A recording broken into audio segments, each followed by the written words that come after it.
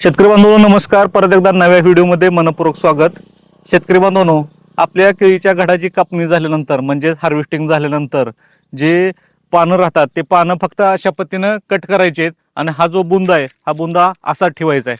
कारण ह्या बुंद्यामध्ये जे स्टोरेज आहे ते स्टोरेज ह्या नवीन जे निघणार आहे ह्याचं पिल्लू त्या पिल्लाला रिवर्स होत असतंय. त्यामुळे हे आपलं बरेचसे शेतकरी बांधव हे खोड कापून टाकतात. तर असं करायचं नाही, हे असं ठेवायचं आहे. ह्या ठिकाणी बघू शकताय सदर शेतकरी बांधवांसुद्धा सर्व ठिकाणी असे ठेवलेलं आहे.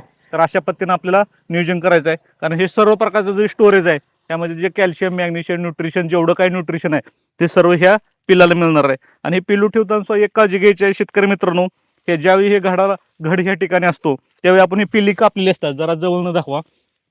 तर ही जी पिल्ली कापलीत ही पिल्ली धरायची नाहीत, ही पिल्ली कापून टाकायची आहे.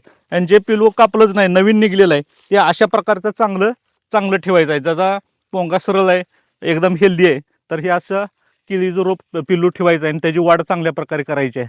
तर वाढ करण्यासाठी आपल्याला अशा ठिकाणी काय करायचं आहे, या ठिकाणी मायक्रोरायझा द्यायचा आहे.